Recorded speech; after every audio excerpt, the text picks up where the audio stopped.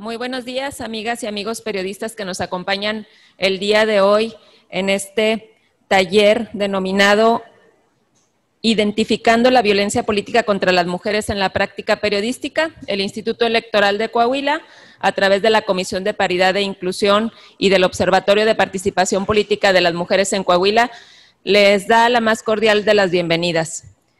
Sabemos que lo que aprenderán en este taller va a ser muy útil para la práctica de su ejercicio profesional. Permítanme presentarles a las autoridades que nos acompañan el día de hoy. Nos acompaña la maestra Leticia Bravo Hostos, consejera electoral y presidenta de la Comisión de Paridad e Inclusión del IEC.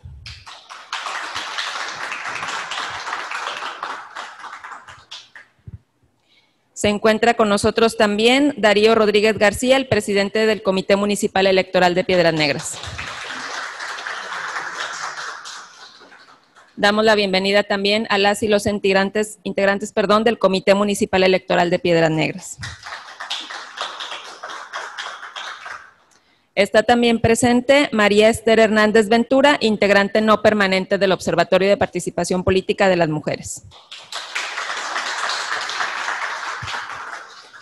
También agradecemos a quienes nos acompañan a la distancia a través de videoconferencia, son consejerías y miembros del Observatorio de Participación Política de las Mujeres. Y por supuesto a nuestra tallerista, la maestra Abigail Salazar, que es integrante no permanente del Observatorio de Participación Política de las Mujeres. Cedo la palabra a la consejera Leticia Bravo Hostos, consejera electoral del IEC. Muchas gracias, Gaby. Buenos días a todas y a todos. Les agradecemos su presencia a los medios de comunicación y a los integrantes de los comités municipales. Bueno, el día de hoy, por parte del Observatorio de Participación Política de las Mujeres, estamos presentando este taller. Es el segundo que realizamos. El primero se llevó a cabo en la ciudad de Torreón. Tendremos hoy en Piedras Negras y el 21 tendremos un último en la ciudad de Saltillo, Coahuila. Este taller deviene de un diagnóstico que realizaron las integrantes no permanentes del observatorio, derivado de los informes de monitoreo que se han estado presentando en el Instituto Electoral de Coahuila por parte de la empresa que se contrató para este efecto. Este monitoreo, estos informes se presentan de manera semanal, se analiza en radio, televisión y prensa escrita todas las publicaciones para el proceso electoral local 2024 en base a diversos ejes e indicadores. En este sentido, de este análisis que se llevó a cabo por parte de las expertas que integran nuestro observatorio, derivaron diversas cuestiones que más adelante la maestra Abigail nos va a compartir, y creo que es un tema muy importante y muy relevante, atendiendo también al incremento que ha habido de casos de violencia política contra las mujeres por razón de género. En ese sentido, pues sin más, voy a presentar a la maestra Abigail Salazar, quien es parte de nuestro observatorio, que es experta en estos temas y realizó en conjunto con otras integrantes del observatorio también que aquí nos acompañan, este diagnóstico que derivó en este taller tan importante. Entonces, pues sin más, le damos la bienvenida a Abigail para iniciar con los trabajos. ¿Qué tal? Buenos días a todas, buenos días a todos, agradeciendo la invitación a la consejera Leticia Bravo, agradeciendo también la hospitalidad del Comité Municipal y bueno, agradeciendo también la presencia de algunos compañeros y compañeras que trabajan en medios. Este taller, a lo mejor por el nombre pensaremos que es un taller que va dirigido exclusivamente a personas que están en medios de comunicación. Es importante para ellos y ellas sí, porque hay algunos parámetros a considerar dentro de lo que es la práctica periodística, particularmente cuando hablamos de construir un acto comunicativo. ¿Qué es lo que le estamos diciendo a la ciudadanía a través de nuestras notas, a través de nuestras coberturas? ¿Cuáles son los discursos que estamos plasmando en nuestras notas? Porque al final de cuentas sabemos que lo que escribimos o lo que decimos desde una plataforma mediática sin duda va a impactar en la ciudadanía. ¿Por qué? Pues porque a partir de ahí construimos la opinión pública. O sea, las personas que leemos los periódicos, las personas que vemos los noticieros, las personas que escuchamos la radio, a partir de lo que escuchamos vamos generando opinión pública. Algunos tenemos una postura crítica y podemos desmenuzar la información, algunas personas no lo hacen, simplemente como receptores, asumen la información que se les está compartiendo y a partir de ahí empezamos a asumir y asimilar y a entender el contexto y el ámbito en el que vivimos. Entonces, pues me da gusto que estemos aquí variado, que haya personas tanto de medios como del comité, porque esta información es importante a la hora de que estamos leyendo noticias. ¿Cómo identificamos la violencia política contra las mujeres en la práctica periodística? Lo vamos a ir haciendo de manera rápida y fluida, pero que quede claro que vamos a abordar estos 4 puntos a lo largo de esta charla. Una que tiene que ver con presentar, que es lo que estamos haciendo ahorita, presentar este tipo de taller, dar un poco de antecedentes, analizar 1 o 2 casos que tienen que ver con la práctica periodística. Luego vamos a entender las palabras que estamos utilizando, vamos a abordar conceptualmente, no quiere decir que aburrido, pero sí puntual, en cuanto a esas palabras que estamos utilizando para medir lo que los medios de comunicación hacen en su práctica periodística. Vamos a saber por qué es importante abordar estos conceptos, cuáles son esas plataformas normativas que nos ponen o que determinan el ámbito legal sobre el cual tendríamos que estar ejerciendo nuestra práctica y algunos consejos, lineamientos, algunos ejes que son necesarios para el abordaje periodístico, para el abordaje de la violencia política en razón de género en la práctica periodística. Ahorita les comentaba la consejera que existe el IEC, realiza un monitoreo a los medios de comunicación para ver de qué manera se está posicionando el tema, para ver de qué manera se posicionan candidatas y candidatos, para ver de qué manera se construyen narrativas, para ver qué es lo que dicen en esos discursos mediáticos y para identificar no solamente violencia política, que ahorita es el tema que nos incumbe, sino también para identificar qué tanto la cobertura periodística en los procesos, en las jornadas electorales, desde precampaña hasta la jornada ya en pleno, está cumpliendo con los lineamientos que se establecen desde el instituto para que hablemos de contiendas igualitarias, para que hablemos de participación en condiciones de equidad. En este monitoreo que se hace a los espacios noticiosos de radio, prensa y televisión, resulta importante porque estos monitoreos, estas observaciones, nos arrojan información sumamente importante. Nos arrojan numeralias, o sea, porcentajes, cantidades, datos duros sobre las coberturas, pero también nos presentan información cualitativa que nos permite ver cómo es el manejo de la información, de qué manera lo están abordando y, como les decía ahorita, de qué manera están construyendo los discursos mediáticos en todos los procesos de la jornada electoral, en todas las etapas, desde campañas, intercampañas, vedas, jornadas, que compete exclusivamente aquí en el estado de Coahuila de Zaragoza. ¿Le damos a la que sigue, por favor? Decimos que es importante no solamente por el impacto en la construcción de la opinión pública, es importante por las competencias que tienen los organismos que están involucrados ahí. Es importante para el Instituto Electoral porque pues al final de cuentas el instituto es quien organiza la jornada, es quien organiza todo el proceso. Y lo organiza a partir de una serie de normas, de lineamientos y por lo tanto tiene que estar vigilante de que esto se esté llevando a cabo. Es importante para nosotras que estamos dentro del Observatorio de Participación Política de las Mujeres, porque también nos permite analizar esa información y luego determinar cuáles serían aquellas estrategias pertinentes para poder avanzar, para poder tener un adelanto en la participación política de las mujeres, pero sobre todo también para prevenir todas aquellas cuestiones que tengan que ver con la violencia política por razones de género. Para los medios de comunicación es sumamente importante también, porque hacemos una puntual, tenemos de manera puntualizada la forma en que debemos construir actos comunicativos. Un acto comunicativo es la manera en cómo estructuro la información. ¿Qué información? ¿A quién se la voy a dar? ¿De quién va a emitir? ¿Por qué medio la voy a hacer llegar? Entonces planteo toda una estrategia para construir un acto comunicativo que al final de cuentas, a la hora que llega a la ciudadanía, ya sea a través del periódico, la radio, la tele o las redes sociales, se convierte en un hecho comunicativo. Y ese hecho comunicativo lo que nos da a entender es lo que la ciudadanía entiende de lo que yo le estoy diciendo. ¿Con qué cosa de esa información la ciudadanía se va a quedar? A partir de mi acto comunicativo, ¿de qué manera estoy impactando en la opinión pública? ¿Le damos, por favor? ¿Qué es lo que se observa en el monitoreo? ¿En qué consiste ese monitoreo y cuáles son esas cosas que estamos vigilando?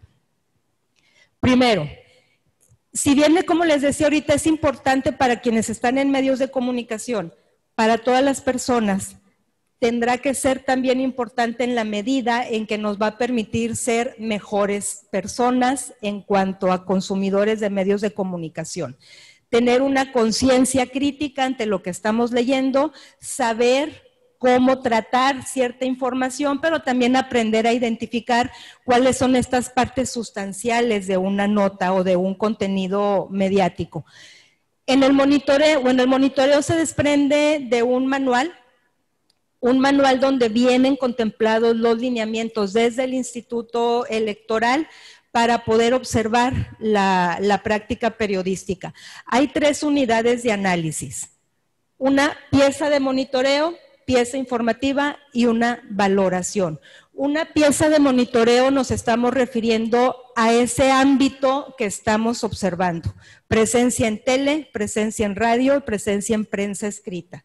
La pieza informativa es una nota, una cápsula, una entrevista, un reportaje, y la valoración es lo que estoy diciendo, cuál es el cuerpo de la información. ¿Qué tipo de información estoy dando y cómo la estoy dando? Entonces, en el monitoreo, a partir de estas 3 unidades, se van desprendiendo algunos otros ejes que nos van dando información más concreta, tanto cualitativa como cuantitativa, de lo que estamos leyendo y de lo que estamos observando. También consideramos el sujeto de la enunciación, es decir, quién y quiénes están presentes en medio de comunicación y de qué manera. Conductores y conductoras, locutores y locutoras, analistas de la información, cualquier persona que esté a cuadro, que esté detrás de un micrófono, que sea una voz en off, ya es un sujeto de enunciación, porque eso también nos permite ir midiendo no solamente la información que estamos compartiendo, que estamos leyendo, sino también las personas que están construyendo ese tipo de información. Entonces, otro eje importante de análisis es el sujeto. También el otro punto sumamente importante, que es donde vamos midiendo quienes analizamos esta información, la medida en cómo se va dando la participación, son actores políticos. Organizaciones políticas, coaliciones, aspirantes, precandidaturas, candidaturas, dirigentes, militantes y servidoras y servidores públicos. Luego, cuando hablamos de violencia política, que lo vamos a ver un poquito más adelante, siempre estamos pensando en que actores o sujetos de observación o de medición o de análisis van a ser las mujeres, ¿no? Y las mujeres en procesos electorales, como precandidatas o como candidatas. Pero si estamos hablando de un ámbito político, entonces tenemos que considerar a todas las personas que están en el ámbito político, desde la militancia hasta la servidora pública, como candidata o como precandidata, porque estamos hablando de un ámbito político, no estamos hablando solamente de una etapa de un proceso, sino estamos hablando de todo un contexto en el que la participación de las mujeres es importante. En cuanto a objeto de enunciación, o sea, en cuanto a lo que se dice, tenemos diversas variables, porque cuando analizamos la información, tenemos que considerar varios aspectos, no solamente el cuerpo del producto, sino de lo que se está hablando. Primero, el tiempo de la transmisión. ¿Cuánto tiempo se está dedicando a hablar de la organización política, de las candidatas y de los candidatos? O sea, ¿cuánto tiempo se tiene dedicado en los medios de comunicación para hablar de cada uno de los actores políticos? El género periodístico. No es lo mismo, por ejemplo, cubrir un evento y sacar una nota a hacer un reportaje. Hacer un reportaje y luego hacer una crónica, ¿no? Cada género periodístico tiene su esencia, tiene su impacto también, y la manera en cómo se van manejando estos géneros periodísticos en la fabricación de notas también nos da mucho material y mucha información para el análisis. La valoración de la información, esta es una de las partes más importantes, pero también una de las más complejas. Porque siempre que hablamos de valorar una información, siempre tenemos que dar una calificación o una cualificación. Y esto tiene que ver siempre con cuestiones meramente, en ocasiones las percibimos como meramente subjetivas, ¿no? ¿Cómo valoramos una información como positiva? Nos regresamos como positiva, como negativa o como neutra. ¿Cómo determinamos cuando una información pudiera ser verde o roja o neutra? Pues en la medida en cómo manejamos los adjetivos en el cuerpo de la nota. Si hablamos de manera positiva, si hablamos de manera negativa o estamos siendo neutros en el manejo de la información. Le damos a la siguiente. Y digamos que el asunto más medular del asunto, la cuestión de la paridad de género. Les decía ahorita que hablábamos de los sujetos que están presentes en medios de comunicación. Cuando observamos este eje, nos referimos a ver cuántas mujeres y cuántos hombres están presentes en el ámbito que estoy observando. Cuántas mujeres locutoras, conductoras, actoras políticas, si el uso del lenguaje está siendo desde lo que consideramos un lenguaje incluyente y no sexista, y cómo podemos identificar la violencia de género, la violencia política por razones de género. Estos 4 elementos que tenemos aquí es lo que desde el Observatorio de Participación Política estamos observando, porque les decía que de ahí derivan entonces las estrategias que tendríamos que implementar. En esta valoración de la información, la manera en cómo adjetivamos a las personas, a las acciones, a las propuestas, a los contextos, es sumamente importante, porque eso lo que nos denota es la manera en cómo construimos o cómo hemos construido a lo largo del tiempo nuestros imaginarios colectivos.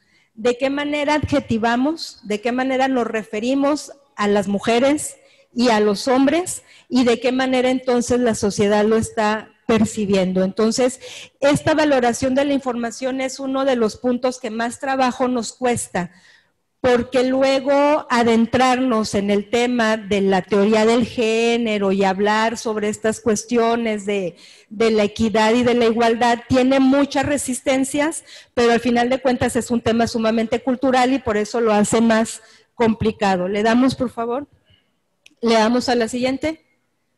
Primero, considerar que desde el monitoreo, desde la práctica periodística, desde acciones como esta y desde la acción misma del Observatorio de Violencia Política, lo que estamos haciendo es solamente actuar conforme a derecho. O sea, ¿qué es lo que estamos buscando al final de cuentas? Estamos buscando garantizar el pleno y libre ejercicio de los derechos político-electorales de las mujeres. Eso es lo que se está buscando. Entonces, para eso, pues tenemos que recorrer un camino, a veces muy metodológico, a veces muy crítico, a veces muy académico, a veces desde la ciudadanía, a veces desde la legislación, pero al final de cuentas son pasos que tenemos que ir dando en este proceso para garantizarlo. ¿Por qué lo tenemos que garantizar?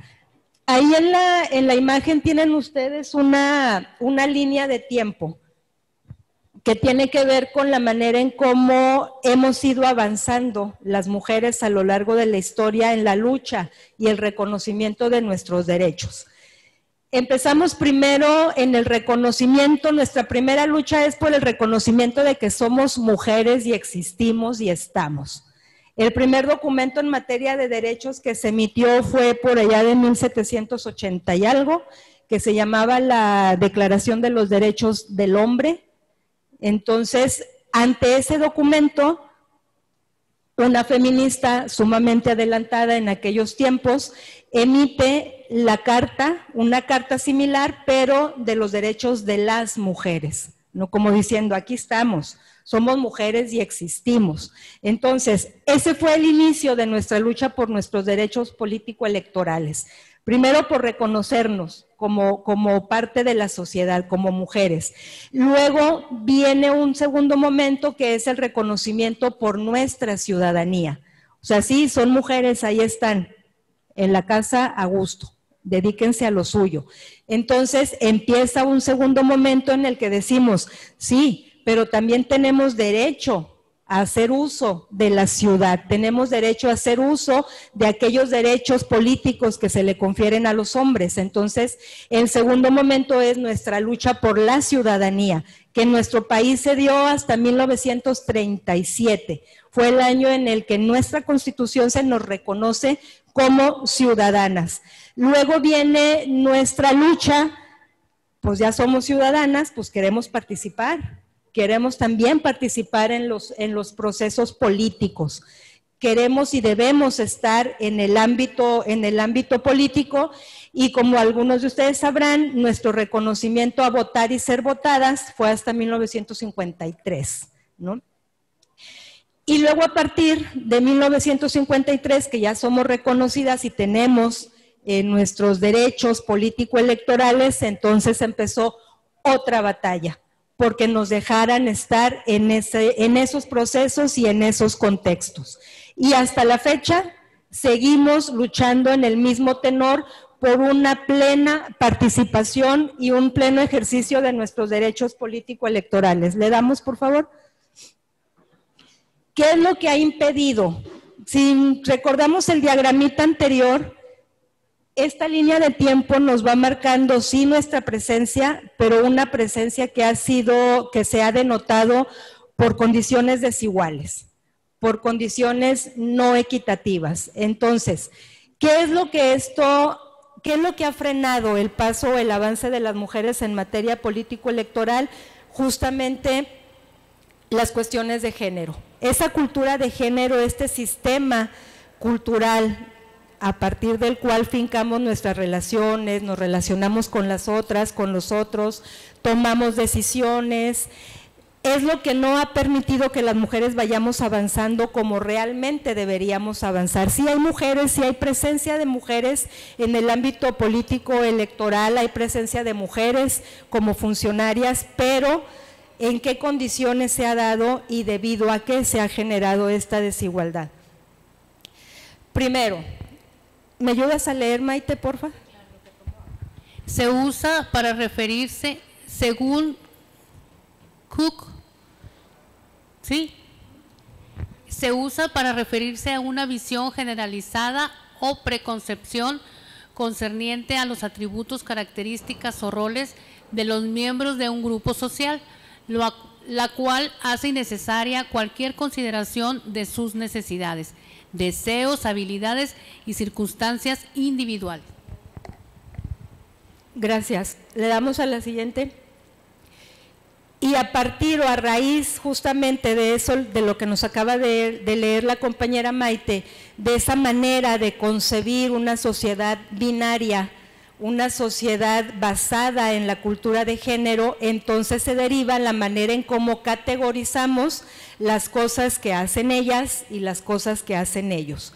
Las cosas que se supone están mandatadas desde un sistema basado en la cultura de género para que las mujeres asumamos determinados roles, para que los hombres asuman determinados roles, pero también para que seamos vistas de distinta manera, y a eso nos referimos cuando hablamos de un estereotipo de género.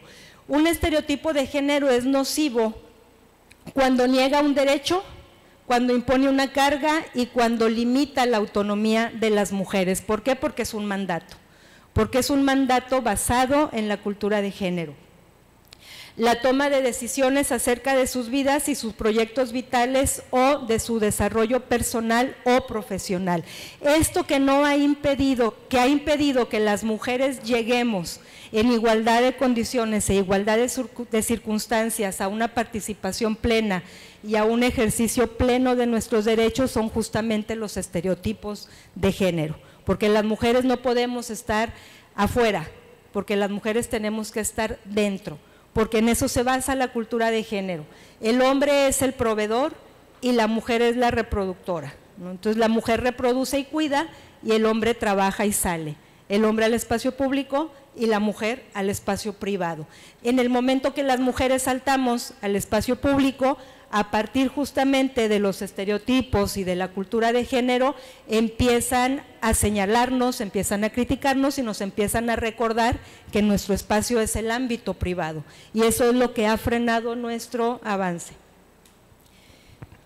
¿Cómo medimos eso en la actualidad? En el ámbito político, electoral, ¿cómo lo medimos? ¿Cómo sabemos si estamos en el camino, si estamos detenidas o si vamos para atrás? Hay un mecanismo que en cuestiones de legislación ha tenido ya una constante y un avance importante, y es la paridad de género. Cuando hablamos de paridad, quiere decir que en nuestro ámbito político electoral ya hemos trascendido varias etapas. Primero, como lo veíamos en el diagramita, primero estar, y luego participar, y luego contender, y luego permanecer. Pero ¿cómo se ha dado ese proceso? Pues primero empezamos a trabajar o empezamos a hablar en función de las cuotas de género. Cuando se empezaba a decir, bueno, sí, las mujeres tienen el derecho de participar y de ejercer sus derechos de manera plena, entonces de este año en adelante las mujeres tendrán que tener al menos un 30% de participación en el contexto político electoral, como candidatas o como precandidatas, pero al menos el 30%. ¿Como por qué el 30%? Pues ahí hay un buen fundamento para analizar a quien le interese. Luego pasamos del 30 al 40, le ganamos un 10% y andábamos 40-60, luego pasamos al 50-50, pero como que este sistema de cuotas y dejárselo a las matemáticas y a la aritmética estaba medio complejo, entonces se empieza a replantear la participación de las mujeres y ahora se mide en condiciones de paridad. Y la paridad en el sistema normativo se incorpora como un mecanismo, o sea, es un mecanismo, no es un concepto al aire. Cuando hablamos de igualdad, para más o menos situarnos, cuando nos estamos refiriendo a la igualdad de género, hagan de cuenta que la igualdad se convertiría como en esa utopía a donde queremos llegar, lo que nos inspira, el motivo, el camino que tenemos que recorrer para estar en condiciones justas. Pero en ese camino, si tenemos la convicción y la utopía de llegar a la igualdad, en el camino tendremos que ir siendo congruentes con ese ideal de igualdad. Y para que la congruencia o para que la igualdad se vuelva sustantiva, o sea, que se vuelva palpable y evidente, pues hay que diseñar ciertos mecanismos para que eso funcione. En su tiempo fueron las cuotas, ahora estamos hablando de paridad. Entonces, este mecanismo atiende la discriminación que por razón de género ha limitado históricamente el acceso de las mujeres a la vida pública. El mandato, y se dice mandato de paridad porque es un mandato constitucional y es un mandato legal, que se ha definido en la Constitución, va más allá de facilitar el acceso de las mujeres a los cargos de elección popular y exigen contemplar su participación en otros ámbitos de la vida pública, de la vida política. O sea, cuando hablamos de paridad, no solamente, como les decía ahorita, no solamente estamos hablando de un proceso electoral, estamos hablando de la vida pública, de la manera en cómo estamos situadas o cómo no podemos situarnos de manera plena en el espacio público, porque estamos confinadas al espacio privado. Le damos… Y es una cuestión de derechos, O sea, es una cuestión, en el avance que ha tenido el feminismo a lo largo de la historia y en la primera, segunda ola se hablaba mucho de que los derechos de las mujeres también son derechos humanos, o sea, no son caprichos, no son cosas que también nosotros queremos, no, es una cuestión, los derechos de las mujeres son también derechos humanos, en la misma condición como se manejaban los derechos del hombre en aquellos 1700 y 1800, pero nos ha costado mucho trabajo avanzar. Ellos siempre han estado puestos ahí, a nosotras nos ha tocado llegar. Y en ocasiones, más bien llegar cuando nos dejan y mientras podamos, y por eso es necesario que en materia de legislación se vayan generando estos mecanismos para poder asegurar el avance de las mujeres. Primero, como ciudadanas y aspirantes, o sea, tenemos el derecho a la participación política, votar y ser votadas. ¿Le damos? Y luego, como precandidatas, candidatas y candidatas independientes, derecho a participar en condiciones de equidad. ¿Le damos? Y como funcionarias, derecho a ejercer el cargo, a permanecer en el cargo y a que se nos pague de acuerdo a las labores que estamos desempeñando. ¿Le damos?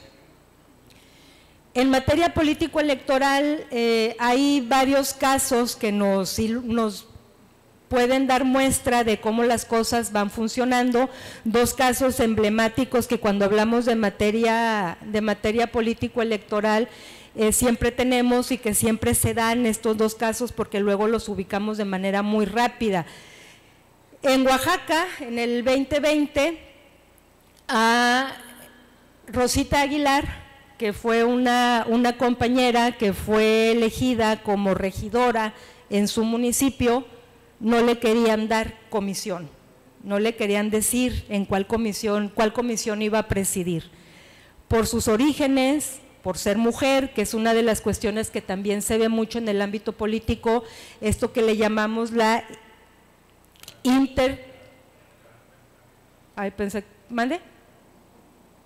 pensé que me estaba hablando a mí. Esto que tiene que ver con la interculturalidad y la interseccionalidad. Mujer, indígena. Entonces, hay dos condiciones ahí de discriminación y de desventaja que en el caso de Rosita Aguilar se dieron y como no le querían dar comisión, pues le dieron una que no existía y le dijeron que era la regidora de ornato, ¿no? Así tal cual fue su comisión, la regidora de ornato. Y le dieron su escoba para que se pusiera a barrer, ¿no? Porque esas iban a ser sus funciones. Y la otra que todos seguramente en algún momento hemos escuchado, el caso de las Juanitas, ¿no? Estas compañeras que se presentan como propietarias y una vez que se gana la contienda renuncian a su cargo para que se suban ellos, ¿no? Y ese es un caso también muy emblemático en materia político-electoral. Estas condiciones que hemos estado hablando, la desventaja, la discriminación, la inequidad, la desigualdad y la violencia, en conjunto conforman lo que conceptualmente se conoce como violencia política contra las mujeres en razón de género. Todos estos conceptos que tenemos acá son conceptos que de manera muy clara podemos observar, pero del observar al identificar como violencia es esa brecha, ese trecho que todavía nos cuesta trabajo asumir, porque lo normalizamos, porque lo tenemos visto como comportamientos totalmente normales y no le ponemos el nombre que debe de llevar, que es justamente violencia política. ¿Y a qué nos referimos conceptualmente cuando hablamos de violencia política en razón de género? Hay documentos, hay leyes que nos dan las pistas y nos dan de manera muy concreta a qué debemos referirnos cuando hablamos de violencia. Acciones u omisiones que se dirigen a una mujer por ser mujer. La violencia de género no tiene otro sustento más que el ser mujer, la diferencia de no ser hombre, la desventaja de no tener esos privilegios históricos que han tenido los compañeros y limita, anula, menoscaba el ejercicio pleno de nuestros derechos político-electorales nada más por ser mujer, Ahora, en todo este contexto de si las mujeres vamos avanzando, nos vamos deteniendo, vamos retrocediendo, ¿cuál es el papel que juegan los medios de comunicación en esto? Vamos a ver este videíto y luego retomamos. Se me hace que lo tienes que reproducir. El sexismo en las noticias es violencia política. Como resultado del proceso electoral 2018, inicia la 64 legislatura mexicana a unos pasos de la paridad, ganada tras 25 años de exigencias del movimiento feminista para lograr la representación en igualdad con los hombres. El reto para ellas será ejercer el poder también en igualdad. De acuerdo con la Ley Modelo Interamericana sobre Violencia Política contra las Mujeres, presentada por el Comité de Expertas del Mecanismo de Seguimiento de la Convención Belén do Pará, la violencia contra las mujeres que participan en política se manifiesta de múltiples maneras, como divulgando imágenes, mensajes o revelando información de ellas en ejercicio de sus derechos políticos, y puede ocurrir en cualquier ámbito, público, privado, en los medios de comunicación y en redes sociales. El Observatorio de Medios de CIMAC analizó 4 periódicos y 2 portales de mayor audiencia en el ámbito nacional, y en 3 estados desde el inicio de las campañas electorales hasta una semana después de los comicios, aún con presencia paritaria de mujeres y hombres contendiendo para ocupar cargos públicos. Los medios publican 4 veces menos sobre ellas. Las periodistas que más cubren la participación política de las mujeres publican apenas una tercera parte de lo que publican sus pares varones. En textos de opinión, los hombres suelen hacer afirmaciones despectivas y en doble sentido sobre las mujeres y otros hombres. En cambio, las mujeres tratan temas sobre su participación política, violencia y casos de mujeres candidatas. La paridad como tema noticioso o el voto de las mujeres aparecieron en menos de 3% de las noticias. Esto significa que no se ofreció información sobre las razones que motivaron mayor representación política de las mujeres. Citar la legislación permite a la sociedad conocer las sentencias y la normativa que sustenta la participación política de las mujeres. Solo 3% de los textos lo hacen. En 221 textos analizados, se reportaron 90 casos de violencia política contra las mujeres. El caso más nombrado fue la difamación contra Néstora Salgado García por parte de José Antonio Meade, pero no fue tratado como un caso de violencia política. La violencia política que se comete desde los medios de comunicación se evidencia en la cobertura sexista de la participación política de las mujeres, caracterizada por afirmación de que la presencia de las candidatas generará conflictos y será poco beneficiosa a la sociedad y a la vida política del país. Uso constante del lenguaje masculino, aunque el texto refiere a candidatas. Invisibilización de las candidatas al narrar únicamente lo ocurrido con los candidatos. Referencia a las candidatas a partir de su relación de parentesco, eliminando sus acciones, proyectos y logros personales. Para las candidatas, mostrarse públicamente en familia les significa duda sobre su capacidad política, mientras a los candidatos hacerlo les supone confianza y responsabilidad. Señalamiento de que la presencia de las candidatas pretende excluir a los candidatos.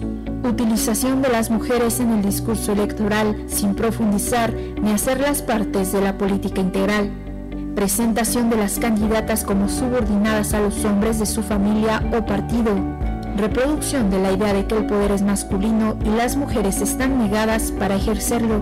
Presentación de las candidatas a partir de su apariencia física o forma de vestir.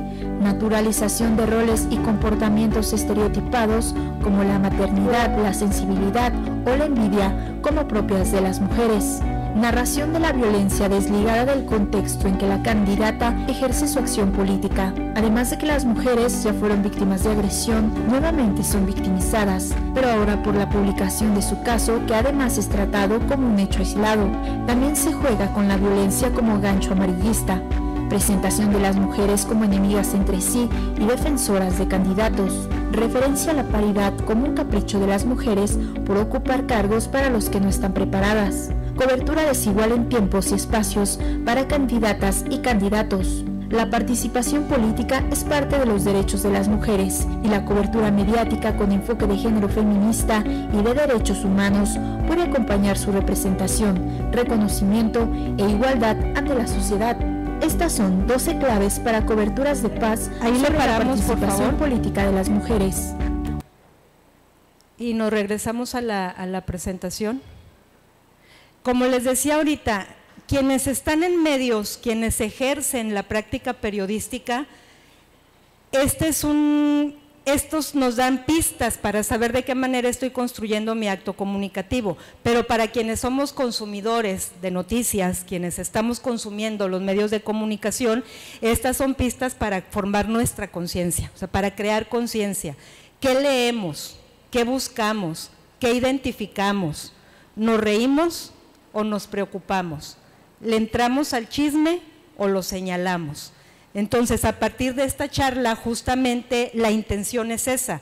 Quienes ejercemos una práctica periodística, tener elementos para profesionalizar nuestra práctica periodística, pero quienes consumimos los medios de comunicación, aprender a leer esa información, ser consumidores más críticos y más conscientes, no solamente para la propia formación, sino también para poder apostarle a un mundo más igualitario. ¿Le damos? En Coahuila, cuando revisamos cuáles son estos marcos normativos que están como sentando las bases para el ejercicio de la práctica periodística, para la defensa o para el respeto, para la garantía de los derechos de las mujeres, en Coahuila, la Ley de Acceso de las Mujeres a una Vida Libre de Violencia considera la violencia política contra las mujeres como toda acción u omisión, o sea, no nomás lo que hacemos, sino lo que no hacemos, lo que dejamos de hacer. O sea, siempre es que hicimos tal cosa y por lo tanto va a haber una sanción. Pero también en el Código Penal, cuando estamos hablando de violencia de género en general, así de manera amplia, la omisión también es un delito. Si nos estamos dando cuenta de que se está cometiendo una falta a lo que establece la ley en materia de violencia de género, en cualquiera de sus tipos y modalidades, si omitimos, también está considerando un delito. Entonces aquí por eso nos dice acción u omisión, incluida la tolerancia. O sea, la manera en cómo permitimos que esas cosas estén sucediendo. Qué tan tolerantes estamos siendo en nuestra sociedad ante la violencia, y también está estipulado, basada en elementos de género y ejercida dentro de la esfera pública o privada. O sea, no nada más en lo público, no nada más en la contienda, sino qué está pasando. En una de las capacitaciones pasadas, una compañera del observatorio hacía justamente ese señalamiento. Decía, bueno, en la contienda, pues los compañeros del partido, los compañeros que están en el ejercicio pleno del poder, pues por ahí nos ponen freno. Pero ¿qué pasa en el ámbito privado con los maridos que no nos dejan participar, ¿no?, que no nos dejan ir? Entonces la compañera hacía ese señalamiento y decía, bueno, pero es que en el ámbito privado también está sucediendo este tipo de violencia porque se está limitando nuestro derecho a la participación, y que tenga como objeto el resultado de limitar, anular o menoscabar el ejercicio efectivo de nuestros derechos político-electorales. Esto es lo que dice la ley de acceso de las mujeres a una vida libre de violencia en el estado de Coahuila, y aquí ya ni yo le veo. Y luego, ¿quién comete estos actos de violencia? Ya sea por acción, como lo decíamos, o por omisión. Todas las personas en el ámbito que te encuentres, tus compañeros de trabajo, tu superior, tu compañero en el partido, contendientes, pero, y eso sí lo puse ahí con blanquito, también los medios de comunicación y quienes están dentro de los medios de comunicación.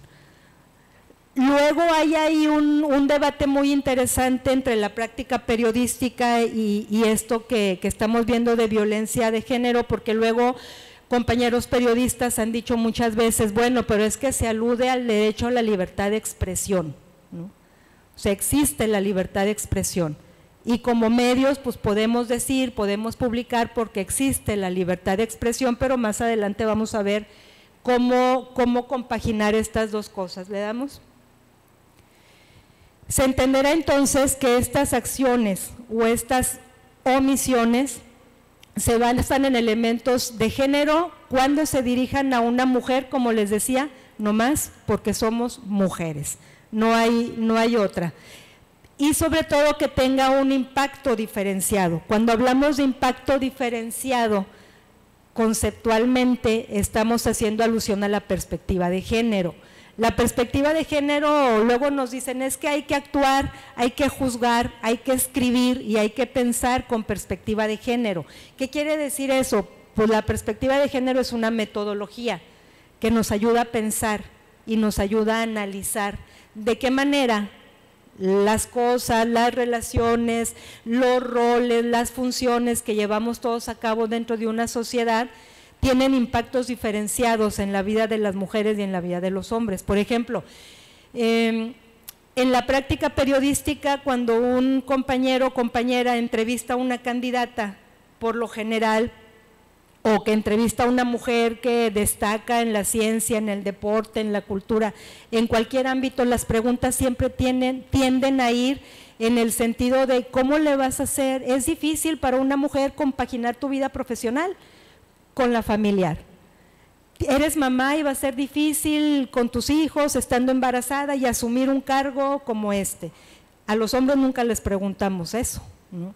O sea, en una entrevista a los varones nunca centramos nuestra entrevista o nuestro tema de conversación en función de su vida privada, pero a nosotras sí.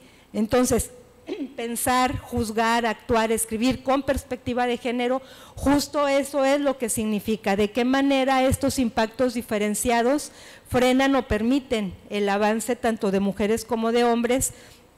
Y la violencia como tal, si vemos la manera en cómo estamos presentes en el ámbito político electoral con perspectiva de género, dicen luego las compañeras expertas, cuando nos ponemos las gafas del género y podemos diferenciar estas cosas, las podemos identificar en las siguientes conductas. ¿Le damos? Da la otra. 1. Déjenme comentarles primero que estos cinco, bueno, no sé si son 5 o son 6, pero estos artículos o estos párrafos vienen contemplados en la Ley de Acceso a las Mujeres a una Vida Libre de Violencia. O sea, estamos hablando de marcos normativos que todas y todos tenemos que asumir. Incumplir las disposiciones jurídicas nacionales e internacionales que reconocen el ejercicio pleno de los derechos político-electorales de las mujeres. No nada más, cuando hablamos de la Ley de Acceso a las Mujeres a una Vida Libre de Violencia, en el estado de Coahuila, quiere decir que ya hay una ley general, que ya hay una ley nacional, pero también quiere decir que esa ley nacional se deriva de un marco internacional. Toda esta cuestión de las convenciones, de los tratados internacionales, de los que México es parte porque México firma todo lo que le dan en Naciones Unidas, todos los convenios, todos los tratados, México los firma. Luego el problema es implementar o armonizar o alinear nuestros marcos normativos a lo que los tratados internacionales dicen. Entonces, para que esta ley en el Estado se haya logrado proponer y aprobar, es porque pasó todo un proceso de armonización desde los tratados internacionales hasta la Constitución, las leyes generales, las leyes estatales, y a nivel municipal deberían existir reglamentos, pero no existen. La que sigue. Realizar o distribuir propaganda política o electoral que calumnie, degrade o descalifique a una candidata basándose en estereotipos de género. Ya lo veíamos en el video. Todas estas cosas que decimos de las candidatas, de las funcionarias, de las militantes, solo por el hecho de ser mujeres, está contemplado como un acto de violencia política. Le damos por favor a la otra. Difamar, calumniar, injuriar o realizar cualquier expresión que denigre o descalifique a las mujeres en el ejercicio de sus funciones políticas, que es justo de donde se basa o en donde se fundamenta ¿de qué manera se hace la valoración de la información que los compañeros y las compañeras en medios generan, ¿no? ¿Cómo sabemos si este adjetivo es positivo o es negativo? Entonces, la valoración de la información que se dan en las piezas de análisis justo se deriva de este párrafo. Divulgar imágenes, mensajes o información privada de una mujer candidata o en funciones por cualquier medio físico o virtual con el propósito de desacreditarla, difamarla, denigrarla y poner en entredicho su capacidad. Eso que les decía, ¿no? Las mujeres toda la historia en el ámbito privado y los hombres en el ámbito público, y cuando salimos pues nos señalan y nos dicen es que a lo mejor no vas a poder, es que compaginar tu maternidad con la función pública va a estar medio complicado, ¿no? Entonces le damos al de atrás. Y adicionado el 28 de octubre del 2020 el W, cualquier otra forma análoga que lesione o sea susceptible de dañar la dignidad, integridad o libertad de las mujeres en el ejercicio de un cargo político, público de poder o de decisión que afecte sus derechos políticos electorales, y se sancionará en los términos establecidos en la legislación electoral, penal y de responsabilidades administrativas. Está contemplado en la ley. Existen mecanismos sancionadores, existen códigos donde se establece, pero en la práctica cotidiana lo seguimos haciendo y lo seguimos haciendo. Entonces, ¿qué es lo que tenemos que, hacia dónde tenemos que dirigir nuestra práctica periodística? ¿Qué sí debemos y qué no debemos hacer en el ejercicio de nuestra práctica? Pero también como consumidores, ¿en dónde tenemos que fijar la vista y el análisis? Adjetivos calificativos, edades, vestimenta, asuntos privados, estereotipados, no visibilizamos la violencia, la normalizamos, hasta nos da risa porque nos gusta el chisme, no preguntar por los proyectos políticos, relación de parentesco con hombres. Como por ejemplo ahorita en Monterrey andan mucho con eso y andaban el año pasado, incluso hay una denuncia contra Vicente Fox por parte de Mariana Rodríguez Cantú, la candidata a la alcaldía de Monterrey, porque se refería a ella como la esposa de Samuel, la compañera de Samuel, la que acompaña a Samuel, ¿no? Entonces, el referirse a nosotras en relación o en función de nuestra relación con alguien, con hombres, también hay que evitarlos. Sugerir que las candidatas van excluyendo a los hombres, no, pues es que al rato ellas van a tener todo el poder, o sea, así empieza una, otra, y al rato van a estar todas y nosotros ¿qué? Entonces, invisibilizar a las candidatas y presentarnos como enemigas antagonistas, como se está dando ahorita en el proceso federal, ¿no? Con Claudia y Xóchitl. No siempre las están comparando por cómo se visten, por cómo hablan, por lo que dicen, por de dónde vienen, y siempre las quieren estar contrapunteando. Naturalizar características estereotipadas como la maternidad, narrar la violencia desligada del contexto, referenciar la paridad como un capricho, que nomás es un capricho porque queremos andar de mitoteras y queremos estar ahí, cuando realmente lo que estamos exigiendo es el pleno ejercicio de nuestros derechos político-electorales y la manera en cómo destinamos tiempos, espacios y ángulos en proporción desigual. A los candidatos nunca nos importa si trae un traje azul, café, negro, en cuadritos, rayado, que si la corbata, que si los zapatos, pero a Xóchitl ¿cómo la traen? Por ejemplo, por la manera en cómo se viste, ¿no? Los ángulos que se toman, o sea, si ustedes han visto algunas notas, algunas coberturas que se dan sobre todo en televisión, la manera en cómo enfocamos el ángulo para tomar a los candidatos y a las candidatas, ¿no? Si el año pasado fue muy viral una imagen de una candidata, creo que fue en San Luis Potosí, donde lo que más llamaba la atención era su trasero, y todas las tomas iban en función de eso, ¿no? Y a los compañeros candidatos, siempre de frente, siempre buscando el mejor perfil. Entonces hay una diferencia en la manera como hacemos esas coberturas, porque sabemos qué es lo que vende, porque sabemos que eso está normalizado y porque sabemos que eso es lo que se consume. Le decía una vez a una compañera en un foro, una compañera periodista, pues dejen de producir esas noticias, y luego me la regresa, pues dejen de consumirlas. O sea, los medios de comunicación sacamos lo que ustedes quieren leer. Si ustedes no leyeran lo que nosotros sacamos, pues nosotros no tendríamos que estarlo produciendo. Bueno, pues si tú no lo produces, entonces nosotros estaríamos consumiendo otro tipo de contenidos. Y ahí nos agarramos el huevo o la gallina, que fue primero, ¿no? Si ustedes lo que producen o nosotros lo que consumimos. Nos vamos a la siguiente. Y es lo que les decía, pues sí, puedo poner atención a eso, pero entonces limitas mi libertad de expresión. Entonces, ¿dónde queda la libertad de expresión? Le damos a la que viene. ¿Qué dice la libertad de expresión? ¿Cómo viene eso en la ley? Toda persona tiene derecho a la libertad de pensamiento y expresión. Este derecho comprende la libertad de buscar, recibir y difundir informaciones e ideas, ya sea oralmente por escrito o a través de las nuevas tecnologías de la información, el cual no puede estar sujeto a censura previa, sino a responsabilidades ulteriores expresamente fijadas en la ley. Di lo que quieras decir, exprésate como te quieras expresar, pero si bien no hay censura, sí hay una responsabilidad. Y la responsabilidad está expresamente fijada en la ley. Esa ley que les enseñé ahorita tiene sus sanciones.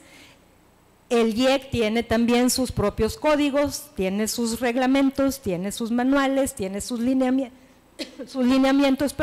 Entonces yo puedo decir, pues sí puedes decirlo, no te va a censurar porque está la libertad de expresión, pero vas a tener que asumir la responsabilidad de lo que dijiste, si eso que dijiste en alguna parte de la ley está sancionado, ¿no? Y es a lo que tenemos que poner atención.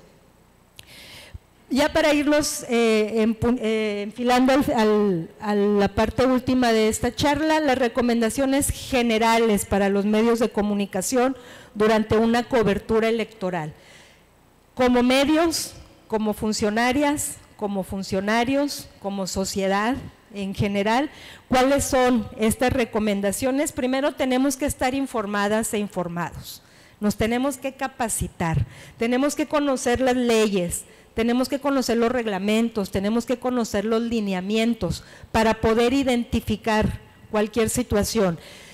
Tenemos que tener herramientas para la cobertura, nos decían en las compañeras del CIMAC en sus videos, perspectiva de género, feminismo y derechos humanos. Son tres ópticas, son tres enfoques. Unas tienen que ver con metodología, otras tienen que ver con legislación y otras tienen que ver con cuestiones políticas, pero al final de cuentas son perspectivas y enfoques que tenemos que darle a nuestra cobertura.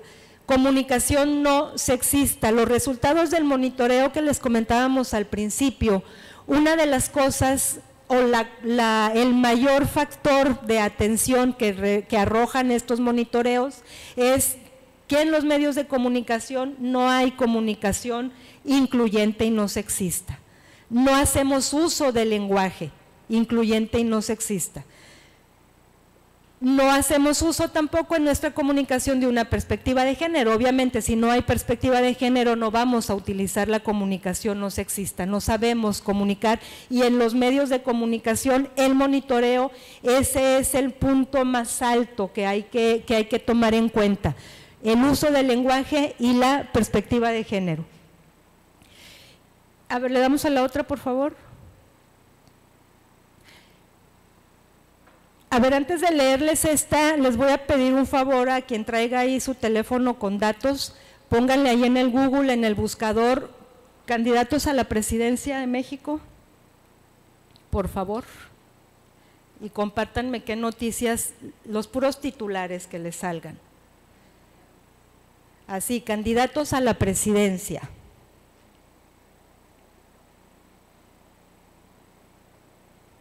¿Qué sale? A ver, léenos los. ¿Quiénes son los candidatos a la presidencia? Compare las propuestas de los candidatos. Elecciones 2024, ¿quiénes la integran los equipos? ¿Quiénes son los favoritos para ganar las elecciones? ¿Qué notamos en estas notas? Exacto, o sea, a los candidatos, pues si hay dos candidatas y un candidato, y ustedes nos han enseñado que cuando hay mayoría, o sea, para que respetemos el masculino genérico siempre nos dicen, es que cuando hay mayoría de hombres, pues se dice candidatos, acá hay mayoría de mujeres, ¿por qué no decimos candidatas? ¿No? O sea, y todas las notas, una que otra por ahí aparece como cuestión de las candidatas y el candidato. Pero todas, los candidatos, los candidatos, los candidatos. Ahora pónganle, por favor, candidatos en Coahuila.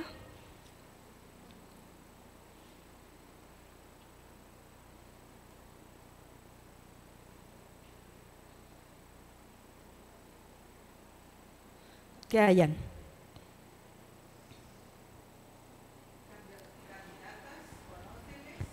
Candidatas y candidatos. PAN define el 24 los candidatos a las alcaldías, candidaturas a ayuntamientos. Morena anuncia candidatos a alcaldías. Lo mismo, ¿sí? O sea, exactamente lo mismo. Hay una nota que cuando yo le tecleé me salió, luego fue la primera, en la que hablaba sobre estos mecanismos de protección que solicitan. Piden protección 11 candidatos en Coahuila por amenazas internas del partido. Cuando la mayoría son mujeres. Exacto. Esa nota fue la que justamente me salió a mí, ¿no? Siguen refiriéndose a candidatos, cuando la mayoría seguimos siendo mujeres en estos dos casos de la presidencia del país y de la violencia política. Quienes lo están solicitando también hay mujeres y seguimos hablando de eso. ¿Qué tiene que ver esta jurisprudencia que está ahí? Entonces, no me quiero cerciorar del nombre porque soy muy…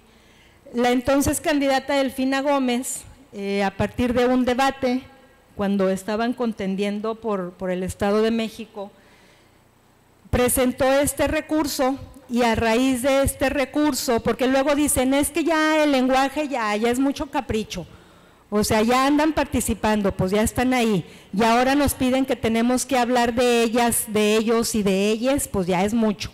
Entonces, en función de eso… Y a raíz de este recurso de Delfina, perdón. Es que nada más sí, creo que es importante puntualizar. La nota que refieren de que 11 candidatos es de 2024. Perdón, sí, de 2024.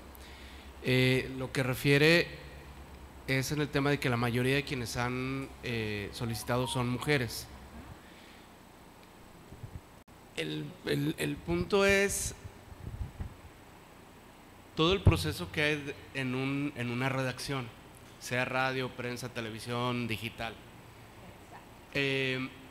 Generalmente, pues quienes asistimos a los talleres somos quienes estamos en la calle. No, sí redactamos. Y los cuerpos de las notas refieren una cosa totalmente diferente en muchas ocasiones a la cabeza. Que las cabezas también tienen que ver con temas de limitación de espacio. Entonces, creo que es un tema que ya hemos abordado en muchas otras ocasiones en el lenguaje inclusivo, en el lenguaje de paridad de género, pero sí hay una situación ahí que es importante puntualizar lo que dice el cuerpo, que es lo que realmente escribe el periodista, el reportero, y muy diferente es la cabeza, que sí me parece siempre es muy importante puntualizar en ese sentido. Totalmente de acuerdo contigo. Cuando el proceso que sigue una nota desde la cobertura hasta la publicación pasa por diferentes momentos. Y ahorita que platicaba aquí con las compañeras y a raíz del comentario del compañero, hablábamos de la capacitación. o sea, la capacitación a quienes estamos en la práctica periodística, pero la capacitación tendría que formarse desde quienes están en las universidades, o sea, todos los estudiantes de comunicación, los propios y las propias docentes que estamos frente a grupo, tendríamos que incorporar estos elementos en la formación de las estudiantes y los estudiantes de comunicación, porque luego está el reportero, está el editor, está el que redacta y está el que… Entonces, si hay diferentes momentos o el camino que lleva una nota para salir ya finalmente a la opinión pública, la capacitación tendría que llegar hasta los salones. Entonces, cuando hablamos del uso del lenguaje y la manera en cómo redactamos la información, esta jurisprudencia es sumamente importante, porque le damos a la siguiente, por favor, a la siguiente, porque a raíz de esto arrojan 5 puntos, que son estos 5 puntos que tenemos que hacer checklist cuando estamos en una cobertura y cuando estamos en el proceso de redacción, y fue a raíz de esta jurisprudencia. Número 1, la primera palomita que tenemos que darle a nuestra práctica: sucede en el marco del ejercicio de derechos político-electorales o bien en el ejercicio de un cargo público. Para identificar si es violencia política en razón de género, primero esto tenemos que preguntarnos: ¿está sucediendo en el marco de un proceso político-electoral o está sucediendo en el marco de la función pública, donde las mujeres estamos presentes? Primero, el ámbito, el contexto en el que estamos. Número 2, ¿es perpetrado por el Estado o sus agentes, por superiores jerárquicos, colegas de trabajo, partidos políticos o representantes de los mismos, medios de comunicación y sus integrantes, un particular y o un grupo de personas? ¿Quién está cometiendo el acto? Primero dónde y luego quién. Número 3, esta está complicada porque luego tenemos que respondernos si es violencia simbólica, violencia verbal, violencia patrimonial, económica, física, sexual y o psicológica.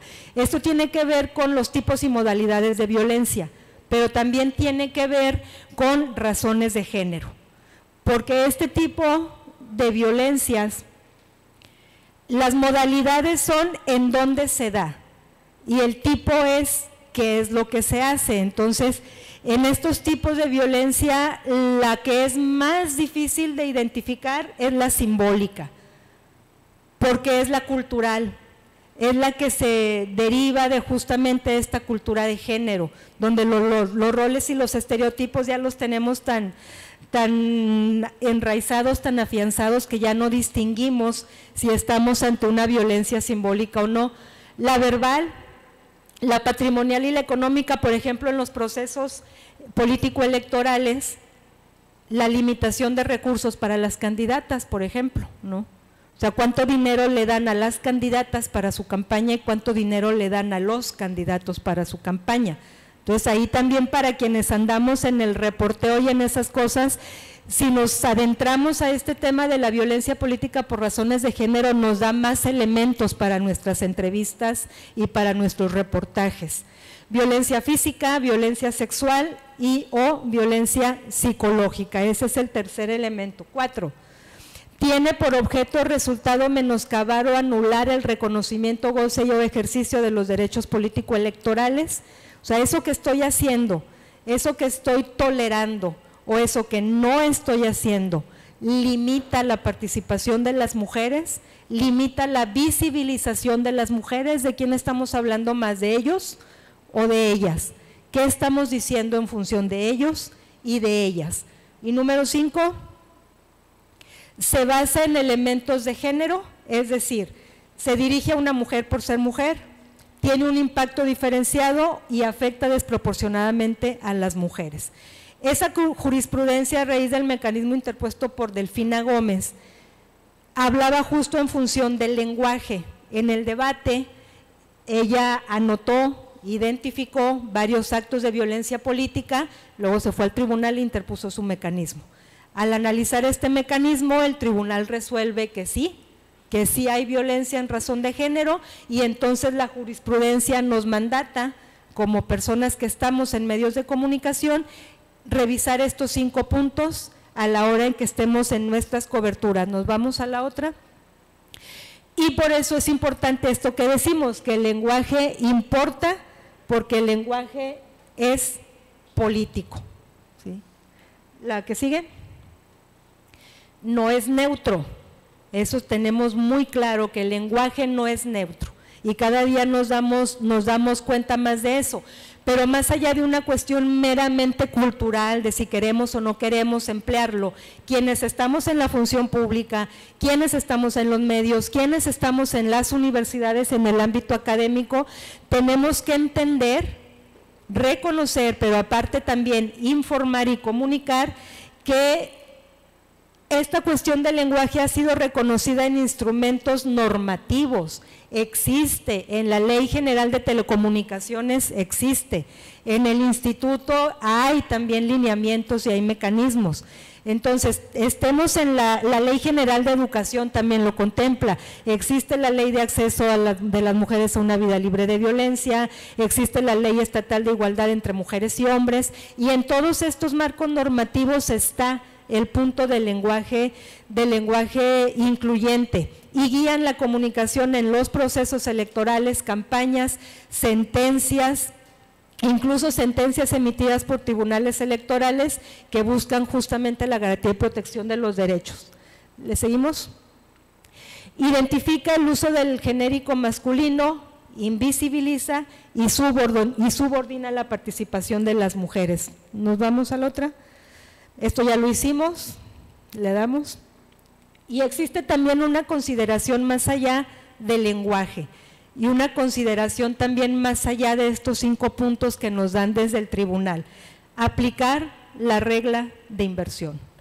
Cuando estoy preguntándole algo a una candidata o que voy a redactar una nota sobre una candidata, apliquémosla al revés. ¿Cómo suena si lo redacto en función de él?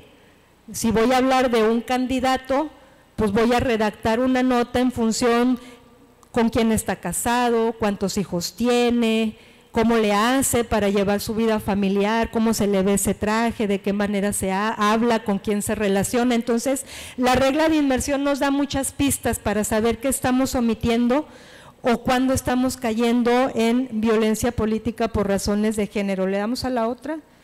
Bueno, nos regresamos tantito ya para terminar. Este video es el que estuvimos viendo ahorita y el que sigue y son 2 materiales que ustedes pueden encontrar en el sitio de CIMAC, Comunicación e Información para las Mujeres Asociación Civil, y son las compañeras que tienen más producción y más presencia en cuanto a la manera de cómo se maneja la comunicación, cómo se construye el acto comunicativo y cómo impacta de manera diferenciada en hombres y mujeres. Para quienes están en la práctica periodística, les recomendamos ampliamente que puedan descargar este manual. Es un manual que está de manera libre, lo pueden ustedes descargar, nada más se registran, dicen quiénes son y en dónde trabajan y el manual lo pueden ustedes acceder. Nos vamos a la última, por favor. Y bueno, nos quedamos con esta frase de Griselda Álvarez Ponce de León, que fue la primera mujer gobernadora en el país. Vivimos en un tiempo nuevo de plena igualdad como los hombres, sin privilegios que no requerimos, pero sin desventajas que no merecemos. Y esto es importante, justo retomo nada más lo que decíamos al principio, la manera en cómo informamos y cómo construimos un acto comunicativo es la manera en cómo vamos formando opinión pública, y a partir de esa opinión pública es la manera en cómo nos empezamos a relacionar, a reconocer, y también cómo empezamos a construir nuestros imaginarios en función de nuestros derechos como mujeres, pero también en nuestros derechos en cuanto a la participación política. Hasta aquí yo termino. Si alguien tiene alguna pregunta, algún comentario, con todo gusto, les agradezco la escucha activa.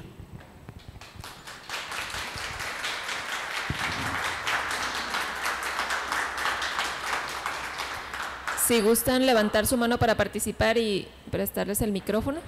¿Alguien que tenga alguna pregunta, comentario? Muchas gracias. Pues nada más, maestra Abigail, muchas gracias por este importante taller, que ojalá y no sé si nos pueda dejar la presentación. Piedras Negras estamos en una zona en que difícilmente tenemos este tipo de oportunidades de capacitarnos en temas tan importantes como el de la violencia política contra las mujeres, y agradecer también al Instituto Electoral por este tipo de convocatorias, y que también pues también las mujeres del norte y los medios del norte también estamos sabidos de este tipo de capacitaciones y de formaciones. Entonces, pues muchas gracias y qué gran oportunidad el poder estar aquí compartiendo con ustedes.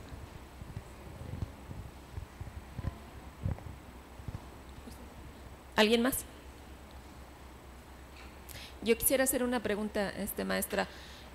Bueno, anteriormente yo trabajaba en medios de comunicación como editora, y nunca en ninguno de los medios de comunicación que trabajé nos brindaron algún tipo de capacitación. No sé si usted se dedique como que a llevar también este tipo de sensibilizaciones a los medios.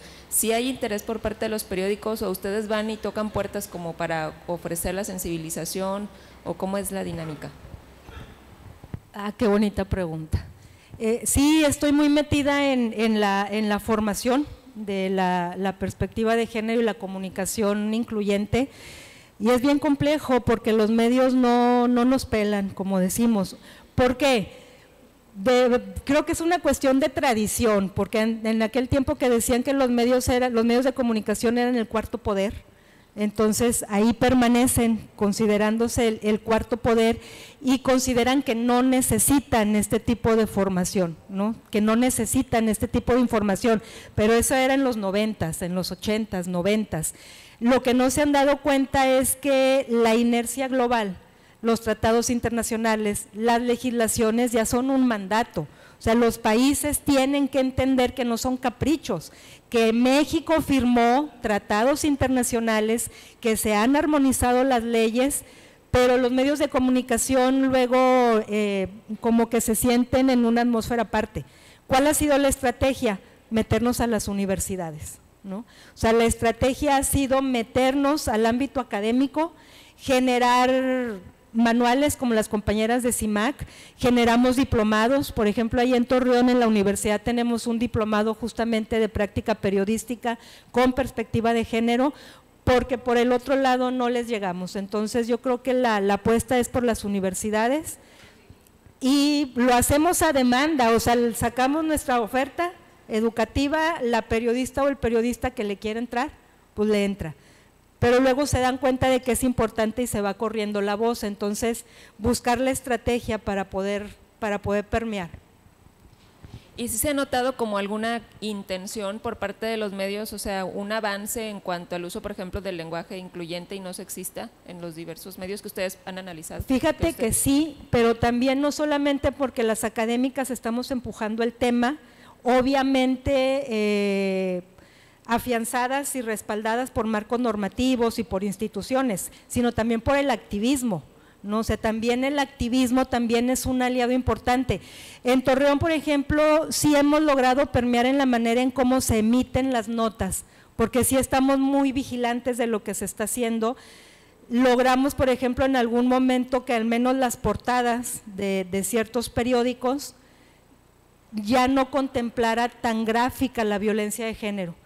Se ha logrado, por ejemplo, que el término feminicidio ya aparezca en las notas, porque antes era, encuentran una mujer muerta, ahí sí nos dan ganas de morirnos y ahí nos quedamos. No aparecemos muertas, nos asesinan, ¿no? Y eso se llama feminicidio, porque así dice la ley. Entonces sí hemos logrado impactar, al menos de manera local, en eso. Sí hemos tenido avance.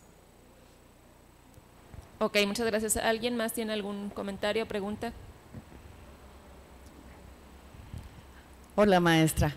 Sí, efectivamente me siento muy identificada con estos temas. Como académicos considero que es de primer nivel, pues poder hacer llegar estas herramientas al aula, ¿sí? Acabamos de ver hoy por la mañana un anuncio sobre un pedido que hizo el INE para destituir el espacio en medios de comunicación que tiene Lili Telles. ¿Cuál sería su opinión al respecto? Y también dentro de la perspectiva de género, ¿cómo podemos identificar dos puntos que son sustanciales en la comunicación consciente? ¿Qué sería un pedido versus un mandato? Es simple, ¿no? Y los papelito habla, como dicen, ¿no? Cuando estamos ante situaciones de violencia de género de manera amplia, no solamente violencia política, nuestra mejor plataforma y sustento es la ley, ¿no? O sea, como decíamos ahorita, la libertad de expresión contra la violencia política, ¿qué sí digo o qué hago y qué no puedo hacer? La Comisión de Derechos Humanos emite recomendaciones, ¿no? Luego se emiten pedidos, ¿no? O se hacen pedidos o hay pedimentos, pero más allá de eso, la ley establece de manera muy puntual lo que sí podemos o no podemos. Y los 5 checklists que dijimos ahorita, ¿ese pedido que se hizo a la compañera fue por su razón de género o no fue por su razón de género? ¿Tiene un impacto diferenciado o no tiene un impacto diferenciado? ¿Qué tipo de violencia se identifica en el pedido si no se identifica violencia? Pero de la otra parte, la manera en cómo te defiendes es justamente acudir a la ley. O sea, luego el instituto sí tiene ciertas facultades, pero esas facultades hay que revisar si en ¿cómo le dicen? ¿Mecanismo sancionador? ¿O cómo le dicen? Procedimientos. Luego cuando digo sancionador me suena mucho a la chancla vengativa o a la chancla justiciera, una cosa así. Pero hay de dónde agarrarse. ¿Qué pienso yo al respecto? Pues necesitaríamos a analizarlo y abordarlo de la manera más objetiva y legal posible, porque luego también hay muchas trampas y hay muchos, le decimos, la compañera que decía hace rato y yo, le decimos hay muchas estrategias sospechosas, ¿no? Entonces, ese sospechosismo es político porque me conviene o porque no me conviene. ¿Está contemplado en un mecanismo, en un manual, en un lineamiento, en un código, en un reglamento o no está? ¿O es solamente este ruido que hacemos para generar, ¿no? Pero la libertad de expresión y la responsabilidad que se finca a partir de lo que digo o lo que no digo, creo que sería como ese camino para poder saber si está bien o está mal. Yo creo que en estos contextos, cuando decimos si está bien o está mal, tiene que ir más allá de lo cualitativo y de la opinión. Tiene que ser una cuestión de dato, una cuestión de mandato y una cuestión de fundamento, ¿no? Y son nuestros 3 elementos para saber si procede o no procede, más bien si está bien o está mal, si procede o no procede, si se permite o no se permite. Porque en estas cuestiones la subjetividad luego nos tiende trampas. Entonces, ante la subjetividad, la ley, el marco, el tratado, el reglamento, el mandato, ¿no? Muy bien, ¿hay alguien más que quiera participar?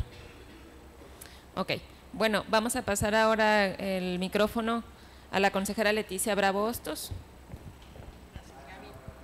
Muchísimas gracias a todos los que acudieron el día de hoy. Creo que fue un día importante para medios de comunicación, para nuestro comité municipal y también tenemos aquí estudiantes de la Dirección de Comunicación de la UANE, ¿verdad? Entonces, pues pedirles toda esta información, este taller está grabado, lo vamos a tener tanto la presentación como los videos en la página del Observatorio de Participación Política de las Mujeres. Y bueno, le vamos a hacer entrega a la maestra Guadalupe Abigail Salazar Celaya su reconocimiento por su participación al impartir el taller el día de hoy.